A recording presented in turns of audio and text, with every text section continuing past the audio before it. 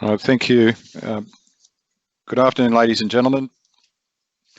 My name is Adam Seaton. Welcome to the meeting of the Georges River Local Planning Panel for the 4th of June 2020, which unfortunately due to the COVID-19 restriction is being held electronically. I am the chair of the panel and I'm currently located at the council chambers in McMahon Street, Hurstville, for the live streaming of this meeting. The panel members who are with me today, but they are remote, Helen Deegan, who is one of the experts on the panel, Michael Levy, who is another expert on the panel, and Erin Sellers, who is the community representative on the panel. We are the panel who have been appointed to determine specified development applications, including the development applications that are on the agenda today in accordance with the requirements of the Environmental Planning and Assessment Act. Can I acknowledge, firstly, on behalf of the panel, the traditional custodians of the land on which the meeting is being broadcast, is that of the Bidjigal people of the Eora Nation. I'm required to advise you that under the provisions of the Environmental Planning and Assessment Act, this meeting of the panel is being live streamed and will be made available on Council's website. And in accordance with the revised meeting protocols that are taking place during this COVID-19, interested parties who wish to make representations to the panel were requested to register a summary of their interests by providing no more than 2 pages in length to the panel to be read by the panel members. We received a total of 4 representations, and those representations have been provided to the panel and read. As a result of those representations, we understand that there are 4 people who would like to speak at the meeting today, and arrangements have been made for those people to make representations through this remote process. We have, in relation to the development application for the premises 111 Victoria Avenue, Mortdale, which is the boarding house application on the agenda today, Mr. Caravallis and Mr. Moroz. In relation to the second application, which is the childcare centre application for 36 Chamberlain Street, Narwee, we have Mr. Fletcher. And in relation to the third application on the agenda at 6 Blakesley Road, Carlton, which is the depot development application, we have Mr. Folatarik. Could you please note, anybody who's making a submission or speaking today, any representations that contain any defamatory, discriminatory or offensive language may result in the person who makes those comments being exposed to liability for which the council and the panel take no responsibility. Any part of this meeting that's held in closed session will not be recorded. Panel have received completed assessment reports from the council staff for the 3 development applications that are on the agenda, and each panel member has undertaken an inspection of each of the sites in the nearby locality for the 3 matters on the agenda today. We will deal with the applications in the order that they're listed on the agenda. So the first one is the development application for 111 Victoria Avenue, Mortdale, the boarding house application. The second one is the development application for 36 Chamberlain Street, Narwee, the childcare centre application. And the third matter will be the development application for 6 Blakesley Road, Carlton, which is the depot development application. As required by the Local Planning Panel Code of Conduct, panel members are required to disclose any conflicts of interest in respect of any matter on the agenda for a panel meeting. The relevant forms as prescribed by the New South Wales Department of Planning have been completed and are tabled for the council to be included in the online minutes of the meeting. And in that regard, no panel member has disclosed any conflict of interest in any matter on today's agenda. In relation to the process for the meeting, as we progress through the matters on the agenda, only the people who I've already indicated as wishing to speak and who arrangements have been made for them to be available to the meeting will be verbally able to make representations to the panel. The panel has reviewed the representations that were forwarded, as I've indicated, together with all submissions provided during the assessment of the development application. We've been provided with a package of documents that includes relevant reports and submissions that were made in respect of the particular development applications on the agenda. Each written representation received via the application to make representation to the local planning panel has been forwarded to the panel. And in relation to addressing the panel via this remote process, can I just ask that those who are addressing the panel to speak clearly and at a volume that will allow us to hear you, because it's important that we do hear what you say clearly. And once we hear the oral submissions on a particular application, we'll then move on to the next application. Members of the public are free to continue to listen to the broadcast.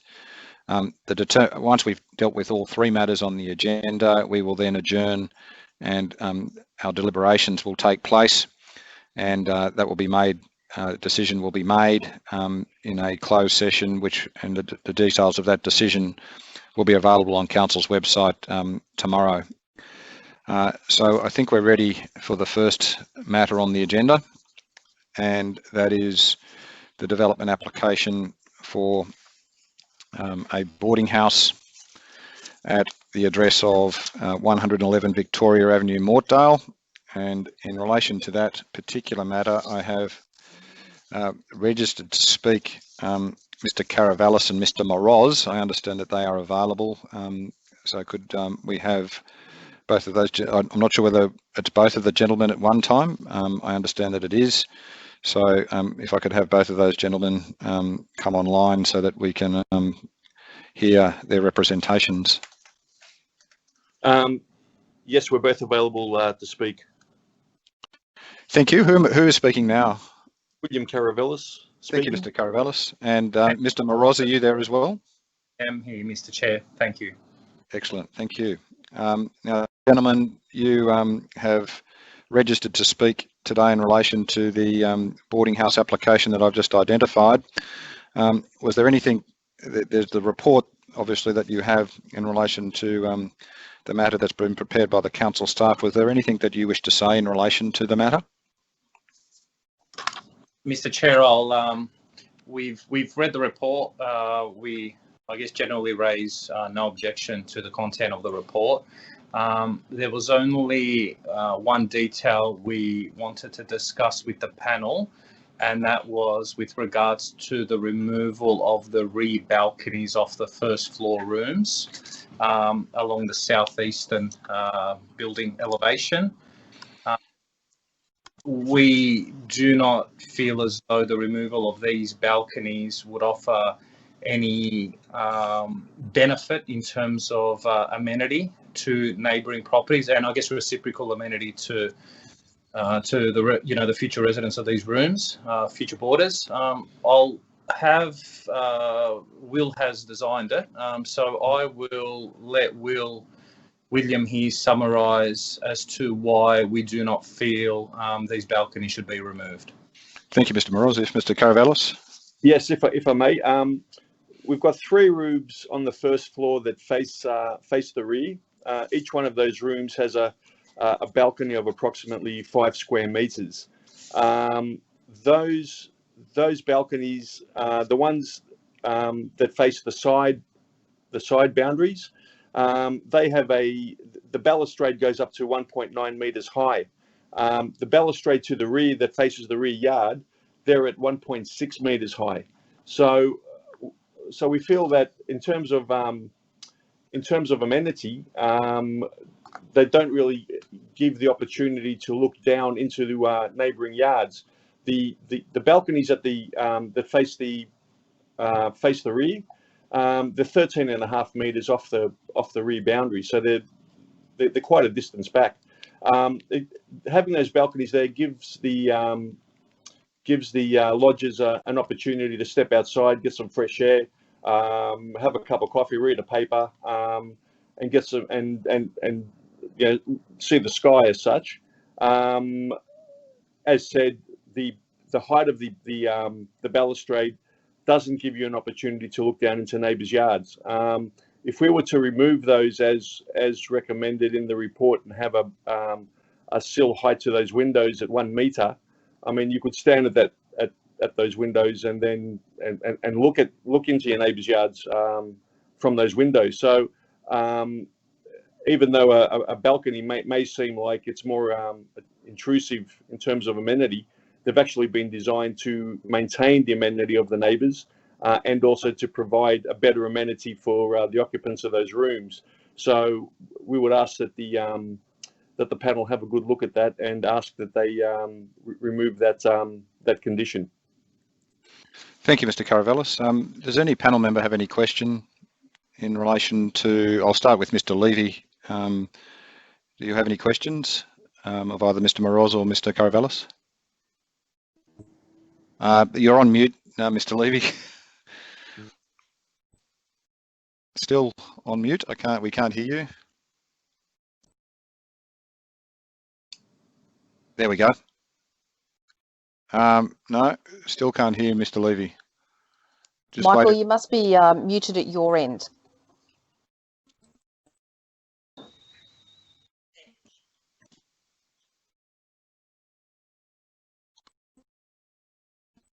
All right, are we able to hear Mr. Levy now? No. Whilst we try and sort that out, I might ask you whether there's any other panel member. I'll see whether Mr. Sellers, did you have any questions? No, not from me. Thank you. And Ms. Deegan, did you have any questions? Just maybe to explore the idea of your floor space. Obviously, those balustrades and screenings that you're proposing on those balconies are quite high. And I think we could potentially have an issue with an increase in floor space for the overall development. Is that something that you've got a thought on? They are frosted glass privacy screens, so they are quite, in terms, they're not very dominating as such. I mean, those balconies do have a roof over them, but we could remove the roof if that's going to be an issue. Well, just unfortunately, I think if you look at the Can I just stop the meeting for a moment? I'm just waiting. Mr. Levy needs to be here, and he's just gone offline. So can everybody just wait for me for a moment so we can get him back online? Thank you, Ms. Deegan. I'm sorry, Mr. Caravellis. We'll come back to you in a second. Just stay online, and we'll be with you. Michael, are you back with us? Yes. Okay, we just can't see you. We can hear you though, which is important.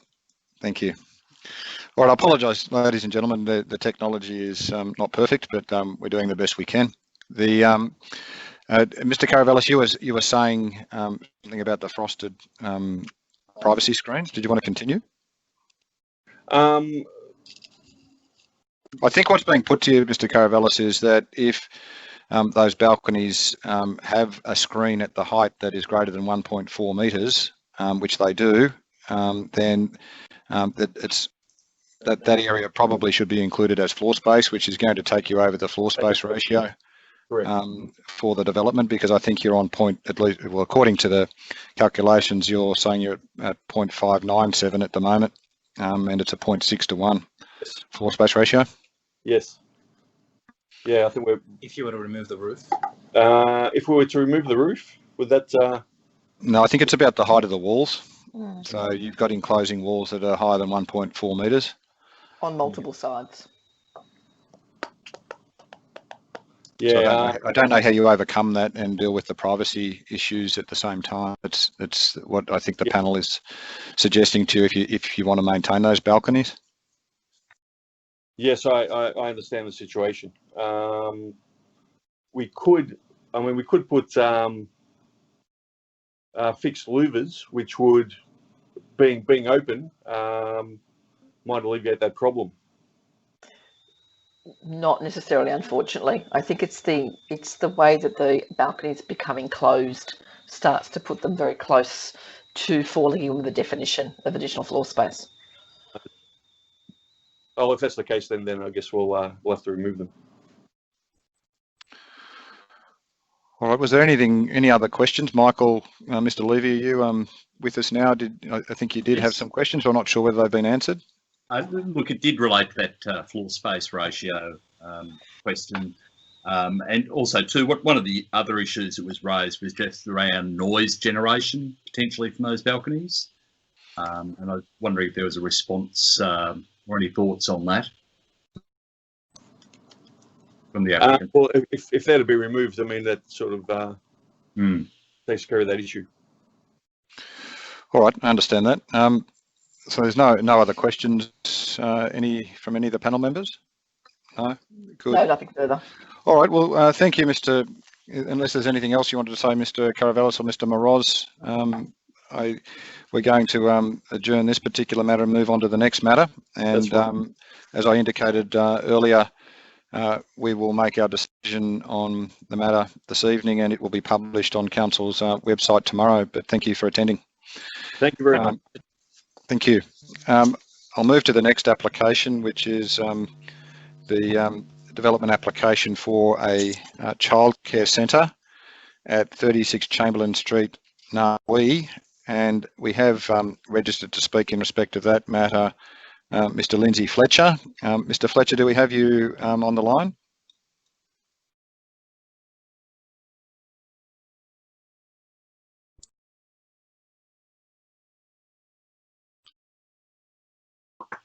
Lindsay, are you there? Are you muted on your end? Is that better? That's yes, better. That's better. Excellent. We can hear you, Mr. Fletcher. Good. Welcome I've to this. got no idea what the rules are, because I've heard nothing to this point, but never mind. Well, you haven't been able to hear us? No, I'm sorry. The Right. Okay. connection failed or something. I don't know why that's the case. What we're doing now is we're just hearing from you in relation to the matters that you want to speak about in relation to the application. Yes. And you've given us a 2-page submission, which we've read. And we also received another document today, which was a copy of a letter that you sent to the council dated the 17th of April 2020. And we've had an opportunity to read that. So this is your opportunity to tell us what you want to in relation to the staff report and respond in the way that you see fit. Thank you, Mr. Chairman. I was under the impression from the correspondence that I wouldn't get the opportunity to talk. So most of what I wanted to say is in fact in those couple of documents. Do I take it you also had an opportunity to view the traffic report and the acoustic report?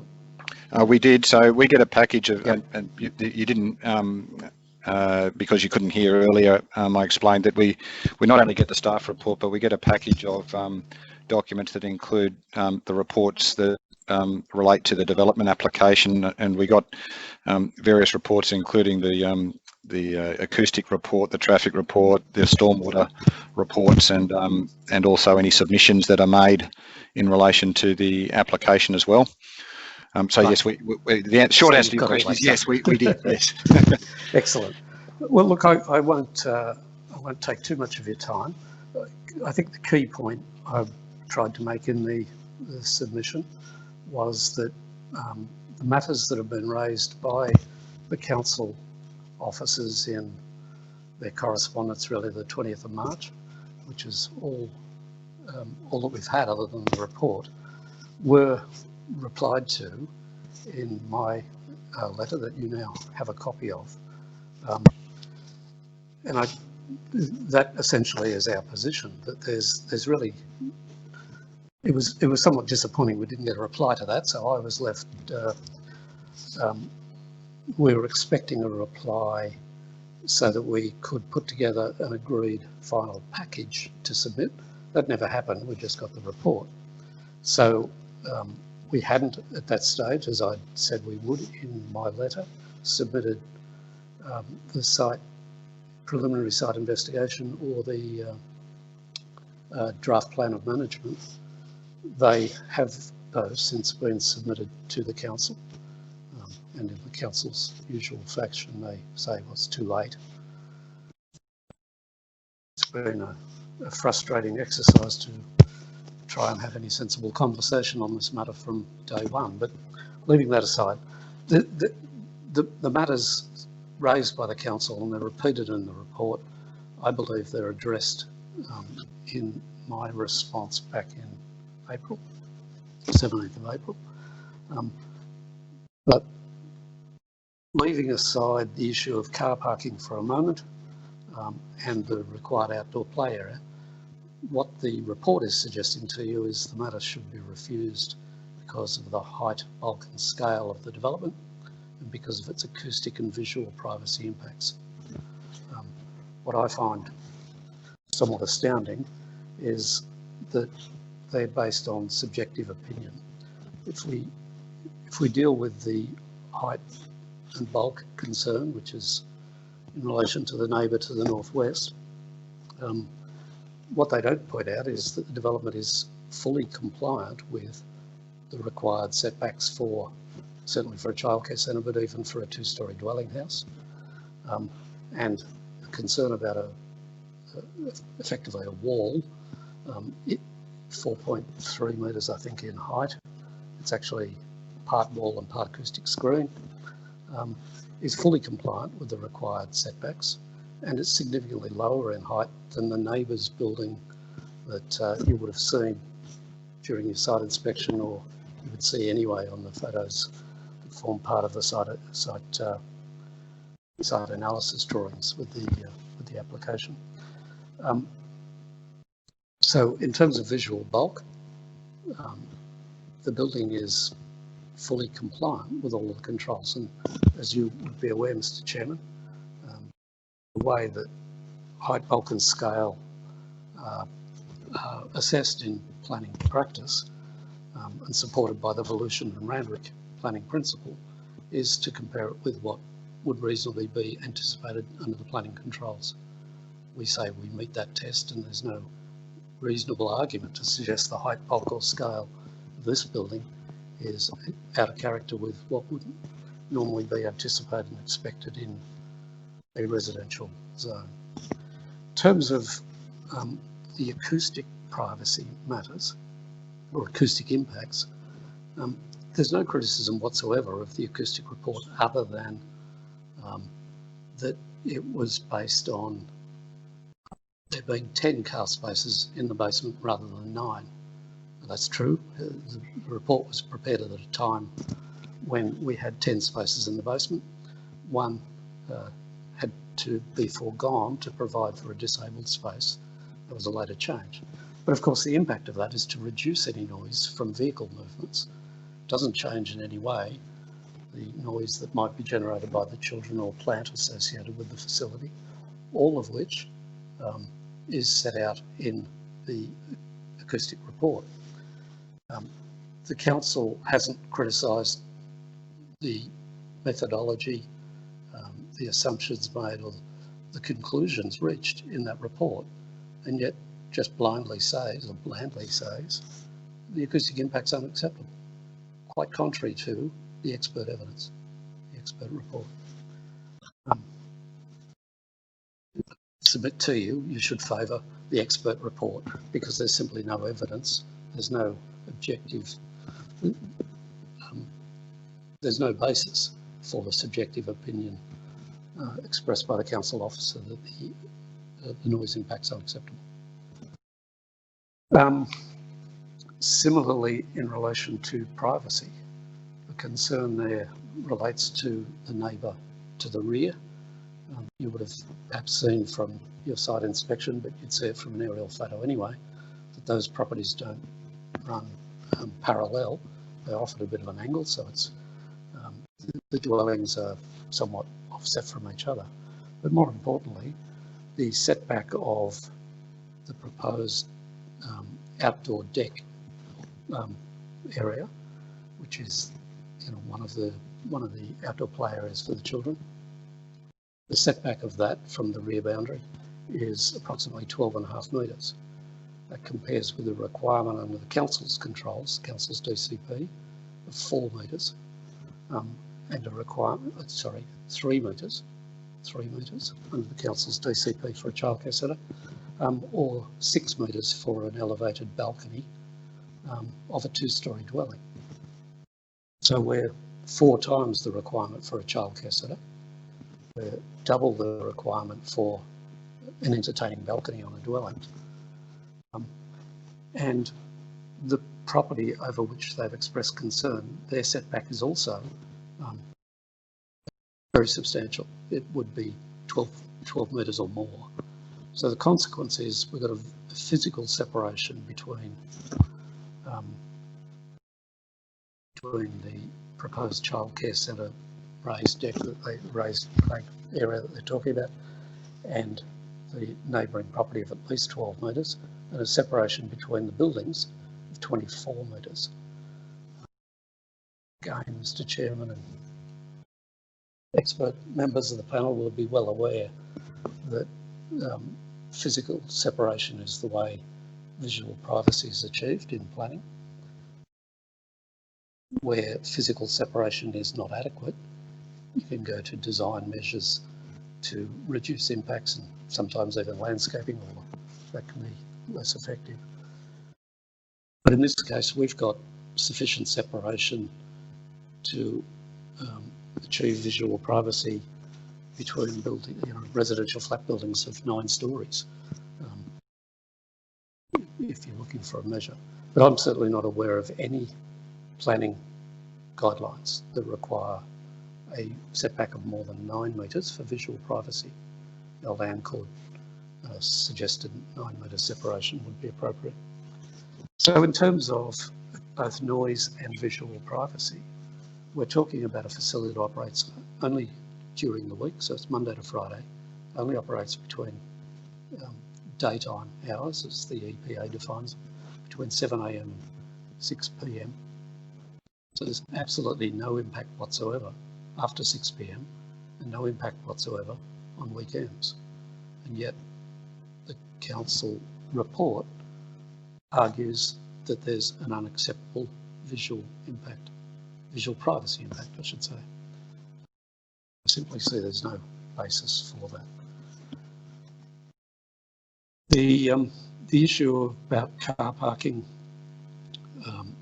numbers and the outdoor play area, the area of the outdoor play area, we frankly don't agree with the council's figures on the outdoor play area calculations, but just leaving that aside, my suggestion, as I've said in the written submission to you, is that you should approve this development, and we would invite you on a without prejudice basis to impose a condition that limits the number of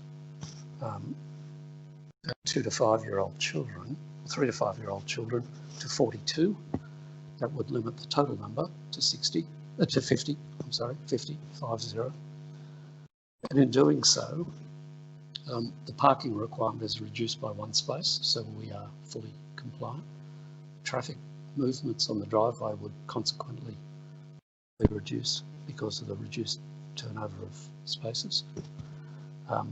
And even based on the council's figures, which, as I say, we don't necessarily agree with, based on those figures on page 69, paragraph 30 of the report, the outdoor play area is more than adequate for those numbers. Can I conclude by saying a couple of things? Firstly, my client's not a developer. They're a landowner and a business owner that's been operating in this area now for some 30 years. They've been providing a very valuable service to the local community, which I don't believe is in any way disputed. And they've got a long waiting list for additional places. They're keen to invest about $1 million in the construction of this. And more importantly, perhaps, they will run the centre, providing additional places for local children and providing additional employment for the local area. You will have all heard all levels of government are currently looking to stimulate the economy through a whole range of measures. but certainly it's about stimulating employment. And this is a small but an important example of doing just that. Regrettably, those motives seem to have been lost on the staff of Georges River Council, but it's an opportunity to encourage further investment and additional childcare places, the social benefits that go with that. So I would invite you to reject the recommendation to refuse the application. I suggest to you strongly that conditions should be formulated and agreed, but we would accept a condition to limit the numbers to address those problems of alleged problems of parking and so forth. Thank you, Mr. Fletcher. That's all you want to say at the moment? Yeah. Thank you. Could I invite then any panel member who wanted to ask a question? I was going to start with Ms. Deegan. Just formulating any, maybe go along to Michael. Thank you. So, Mr. Levy, do you have any questions of Mr. Fletcher? Yes, just one. You can hear me okay? We can. Yes. Mr. Fletcher, can you can hear, I hope? Yes. I can hear and see him. Excellent. Thank you. Mr. Fletcher, and look, you may be able to answer this, but with the slope and width of the site, were there other design alternatives considered in terms of the layout of rooms and relationship with the outdoor area? And this question that's come up around the circulation of people. For example, if you arrive in the basement level, come up by lift, you then need to go outside the centre, come back into a playroom, and then cross the entire length of the playroom to go to the sign-in area, which just seems like a very indirect routes and potential interference, I think, from perhaps parents signing their children in to the activities being carried out in the room. So were there alternative layouts considered, if you're able to answer? Yeah, the short answer is yes, but perhaps the more important answer, and yes, there was a whole range of design options worked through between the architect and the client, the applicant who runs the centre and has a lot of experience, also the access consultant, and of course dealing with the traffic consultant on that. But perhaps the better answer is there's actually more room than is required, and I think those figures are in the council report. There's more indoor space because they wanted to provide generous space for the children, not bare minimum. So if necessary, a corridor could in fact be incorporated rather than simply gating off that area of the classroom too. So there's scope to do that quite easily within the building envelope and without, as you say, and particularly in the event of inclement weather, if they come up in the lift and have to go out to that side passage, would be unfortunate. But it is a passage between this and the adjoining childcare centre, so I don't think there's any amenity impact in that sense.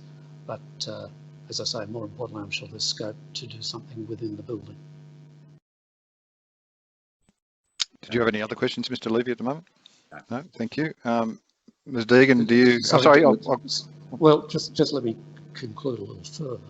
That, as I say, I've suggested conditions perhaps be formulated, but certainly one could be, or number might be, deferred commencement type conditions to address some of those design issues. So that it's not left to a private certifier to say, yeah, that meets the council intent. It actually comes back and signed off by the council officer before the consent is operative. Thank you, Mr. Fletcher. I'll go to Mr. Sellers next. Although mine oh, you do have questions now, Ms. Deegan? All right, Sorry. Ms. Deegan, thank you. And it segues nicely actually into your request there, Mr. Fletcher. You mentioned about a deferred commencement and consent conditions, etc. What if we were of a mind to defer consideration of this application and give you a time frame in which you could respond back to the various issues that have been presented in the council officer's report? Certainly that's preferable to a refusal. So that's fine. We're happy to work within a time frame. The problem we've been experiencing is it's a one-way communication. If we could sit down with them, and when I say sit down, I appreciate in present circumstances that's awkward, but even this sort of meeting where I could have my team on a Skype meeting or a Zoom meeting or one of those with the relevant council officers, I think we can very quickly understand better their concerns and come up with some solutions. But it certainly needs a bit of cooperation both ways. Which, okay. The second point. Be happy with that. The second point I'd like to just ask from your perspective, the cumulative impact of seeing multiple childcare facilities in this part of the street. This will be the third one, and I did note that the traffic report obviously dealt with this application in isolation. While it did obviously do traffic counts, etc., where those other uses were being engaged, just some consideration to cumulative impact of these particular uses in this location. Yeah, it's a location, as you would have seen, that is, whilst it's residential, it's on the edge of the town centre, and it's an area that's where parking is quite limited for the local residents, simply because all of the parking Monday to Friday during the day is taken up by commuters. So the feedback I've had from my client, from local residents, they actually like the time limited parking on the street because it enables those spaces to be used most of the day by local residents, which would otherwise be taken up. In terms of cumulative impacts, they were taken into consideration by the traffic report in terms of measuring current demand with those centres operating and then projecting the additional travel modes. So that has been taken into account in the traffic report. And similarly, in terms of the acoustic report, the background noise levels that were taken, the noise readings that were taken during hours that the current centres were operating. So both reports have had regard to the cumulative impact. Other than that, it's simply, you know, as you point out, it's a third property, but it's a third property effectively on the edge of the Narwee town centre.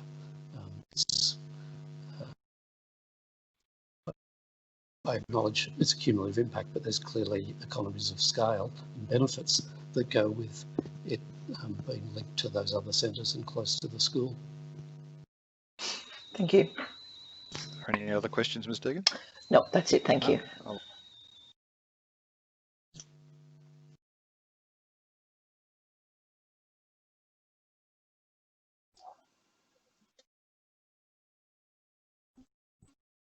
Sorry. That's Aaron, is it? Yes, it is. I'm sorry, I couldn't hear Adam then, but if he's referring to me. Adam, can you hear me? Sorry, I am. I was on mute. I'm still mastering this technology, so I've got to take it off mute for you to hear me. There you go. I saw your lips moving, but I couldn't lip read. Sorry. Thank you. Look, I only have one question, Mr. Fletcher, and I suppose it's more just a question of process. The council tells us in their report that they've made, the council said that on multiple occasions that they've urged you to withdraw the application to seek comprehensive feedback through a pre-lodgement meeting.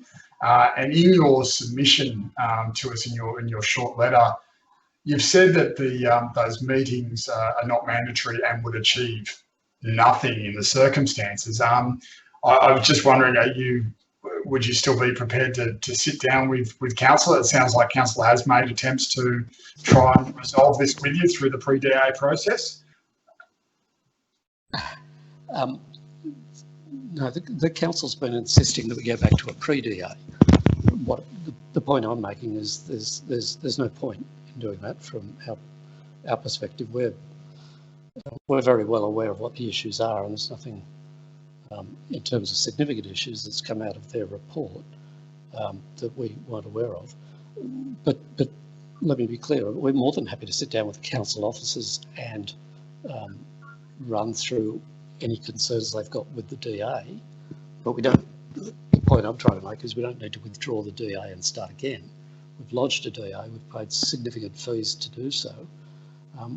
I've been trying to get a meeting with the council officers since December.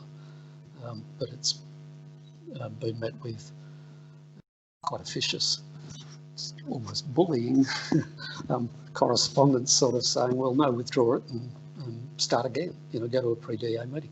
I mean, frankly, in the current circumstances, you probably can't meet anyway, other than, as we are at the moment, by Skype or Zoom or one of those. But again, that's far preferable than an exchange of letters to which we don't get replies. Okay. All right. That was all I wanted to ask. Thank you, Mr. Sillars. Mr. Fletcher, I had a couple of questions. I did read the acoustic report that was provided with the application, and I must say, when I read it, it didn't confirm for me that there wouldn't be an acoustic impact from this development if if even all of the acoustic measures that were recommended in that report were put in place. So even with the 2.1 metre insulated ColourBond acoustic wall, it was suggesting there still was an exceedance of the trigger level in that report. And it was not explaining to me anywhere about how many children would be outside at any one time in relation to the 2 to 6 year olds, and whether there was going to need to be some staggering within that 2 hour period that they would need to be outside. It all seemed to be left open and without any explanation. Are you able to inform me a little on that? I'll try. I know you're not an acoustic expert, but when I read the report, it was still fine. confirming for me that there was not that the trigger level was likely to be exceeded, even with the 2.1 metre fence in place. My recollection of the report, and I don't have it right in front of me, so probably don't. No, that's okay. Yeah, that's right. But look, my recollection was the predictions of noise levels were based on an absolute worst case scenario of all 60 children being outdoors using the outdoor play area at the same time. And even then, they were applying noise levels over a 15-minute period, which is the criteria that the author of the report himself said was unlikely a child of 3 to 5 years of age could sustain that sort of noise level for 15 minutes anyway. So I read it and understood it to be quite a conservative estimate of noise. And I think you're right. I think on that worst case scenario, it was 1 dBA above the... It was telling me, but the trigger level they've given in the report was 50 dBA, which gives you the 10 dB above background. And that is giving you the generous 2 hour, because you're only outdoors for 2 hours, rather than being 5 dB, it's letting you have 10 dB above, but it was still above that because I think the levels that were being modelled on the basis of the sound power levels that were used out of the acoustical guideline of that association said it was going to be 52, between 48 and 52 dBA.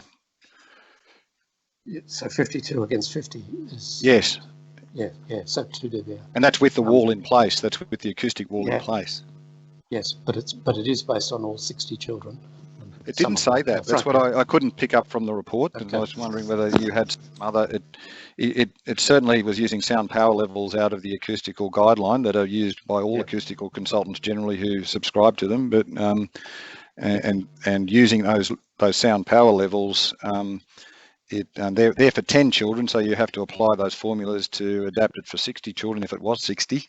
And they're in different age groups, so you've got to apply them to different age groups. Different criteria. Yes. Yeah, there's different sound power levels for the younger kids as compared to the older kids. And there's quite a complicated calculation that's done in order to then come up with the result. But the result they came up with didn't explain in the report anywhere whether it was only 10 kids they looked at or whether it was 60 kids in total. But it did tell me that there was going to be an exceedance of the trigger level that was the 10 dBA above background. Okay. Look, as you know, I'm not an acoustic expert. Under normal circumstances, we would have had our whole team available to you, the acoustic, the traffic and architect, the applicant.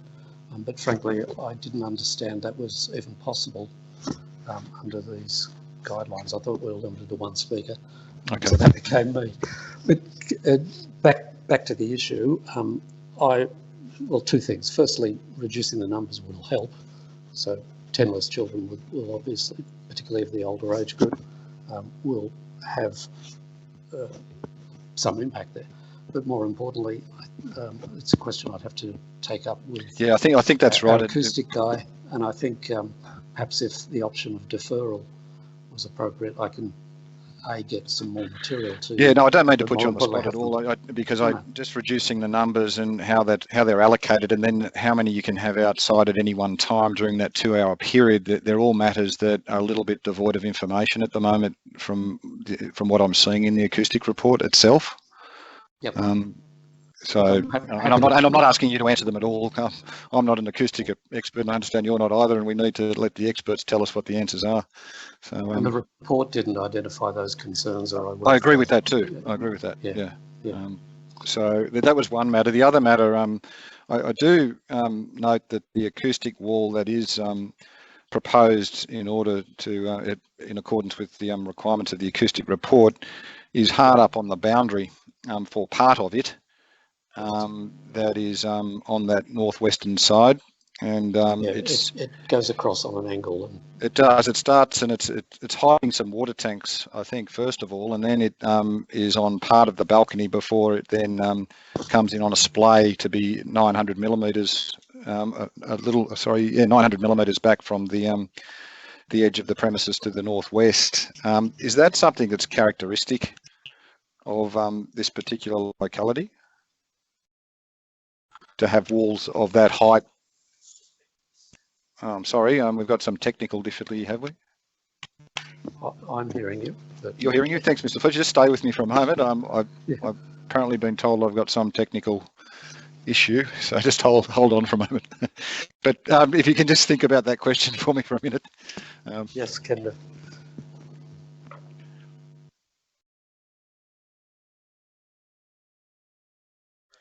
Oh, I'm okay. All right. Well, it looks like the technical difficulty's been resolved. So, Mr. Fletcher, you've had your thinking time.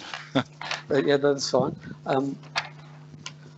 I guess two comments. Firstly, it's angled out, I think, as you say, to disguise the rainwater tank. It's not uncommon to have rainwater tanks quite close to the boundary. But if you go to the elevation, so it's drawing DA07. Yes. The section that it is close to the boundary is that section of that screen that's closest to the street. So it's not all that high. I'd suggest to you it's not that much higher than a fence in that location. I scaled it at 3.2 metres. Is that about what it is at its highest point, where it's immediately on the boundary? Look, if you've scaled it, I don't doubt that. That's what I came up with anyway. At its highest end, it's obviously less than that at its lower end. And I just thought, I'm not sure whether that's, when I went out and had a look at the area, whether that's something you would characteristically observe, that we have built to boundary elements that are of that sort of height in this locality. Yeah. Look, well, in terms of the screen above the wall, I'm sure we can rearrange things so that it maintains the 900 setback at least. It's part of the quiet area for the children, but if that were reduced slightly in area, with the reduced numbers, that's not going to be a problem. Obviously, the bit that's the roof to the garage below, so that lower section, needs to be on the boundary for the geometry of the car park and waiting bay. But in terms of the screen above it, it could maintain a 900 setback. Yes. All right. I didn't have any other questions. So if there's no other questions from any panel member, the process now, Mr. Fletcher, is that we will adjourn this particular matter, and we'll deliberate on what we decide on what should be done so far as the panel's concerned after the meeting's concluded, and we will make a decision, and that decision will be published on the council's website tomorrow. But so we Right. we thank you for your participation and for the what you've offered in terms of your comments this afternoon. You're free to continue listening. I'm sure you may have other things to do, and we're going to move now on to the next matter. Right. Can I thank you all for the time you've given me? So it was generous of you. Thank you. Thank you, Mr. Fletcher. All right, ladies and gentlemen, we're going to move on to the last matter on the agenda now, which is the development application for the depot at 6 Blakesley Road, Carlton. We have one speaker registered in relation to this matter, Mr. Folatarik. Can we have Mr. Folatarik come online, please? Yes, good afternoon, everybody. Thank you, Mr. Folatarik. Thank you for waiting. Pleasure. Have you been able to hear? Can I just inquire? Yep. Good, thank you. Yes. So you've seen the staff report relating to the application for the depot. Is there anything you wanted to say in relation to the matter generally? Yeah, look, thank you, Mr. Chair and all the panel members for having me speak today. The only comment I think would like to make is that we're very supportive of Council's recommendation to support the application, obviously. The only, I suppose, concern that my client has would be with the imposition of the 7 a.m. Monday to Friday till 6 p.m. condition there that they want in the plan of management. I'd just like to sort of point the panel to the application, the SEE, as lodged, that we were seeking to operate from 6 a.m. Monday to Friday, primarily because my client, Civil Streetscapes, run a civil engineering and works company that need to be out on site and starting on the tools at 7 a.m. in various locations across Sydney. So from the depot, they take their work truck and have the tools that they'll need for the day or the specific job, and head out to the site. So it'd be a disadvantage for them to be only able to operate from 7 a.m. Given that the nature of their business means they need to be on site elsewhere across the metropolitan area. We did have a acoustic report submitted along with the development application. They were specifically briefed to make their assessment based on a 6 a.m. Operating hour time slot. Their report has found that with the mitigation measures that they've found that we've now included in a plan of management, all the relevant noise standards would be met for the local area for that hour between 6 a.m. to 7 a.m. And we've also considered 3 submissions that were provided to us from the community. We've addressed all those and provided those comments back to the assessing officer. And I suppose what we submit is that it's integral for this business that they are able to actually get in and access the premises, load their vehicle and leave between 6 a.m. and 7 a.m. for their operations. And I suppose what we're proposing for the panel's consideration would be that consideration be given to implementing a trial period type consent, not dissimilar to what we would do for late night trade for food and other entertainment facilities, and possibly tether that closely to periodic acoustic checks during that time slot to make sure they're complying with the plan of management and the consent in general, because certainly my client has got every intention of being a good neighbour to the adjoining properties, and he certainly has raised the opinion that some of the submissions that have been made against the proposal were very general in nature and talking about other businesses that park in the street and create noise and the like, so not necessarily directly targeted only his business. So I think that's all we wanted to put forward for the panel's consideration. I was happy to talk through how that might work if a trial period could be considered by the panel at all. Thank you, Mr. Folatarik. Do we have any questions from any of the panel members? Mr. Levy? No. Ms. Deegan? No, nothing further. Thank you. Mr. Sellers, did you have any questions? Just one question. I noticed when I was out on site, I think there was a warehouse next door to the subject property. I'm just wondering what hours of operation they had, whether they started early in the morning. I'm not aware about the adjoining property and what they, how they operate, but certainly anecdotal evidence provided by neighbour submissions talks about multiple vehicles and trucks being parked in the street. I can point you to a quick Google Earth snapshot right now, when you do jump down into Street View and just observe, of course, from aerial photography, and you can see a whole range of vehicles parked in the street. We don't know when those photos are taken, obviously, but yes, it's not an uncommon practice for that street to be loaded with vehicles and other work, utilities and delivery vehicles. But in terms of what their hours of operation are, I'm unsure. But look, again, like we think, it seems the submissions received were talking more generally about vehicles in the street, not necessarily just our clients' premises. Thank you.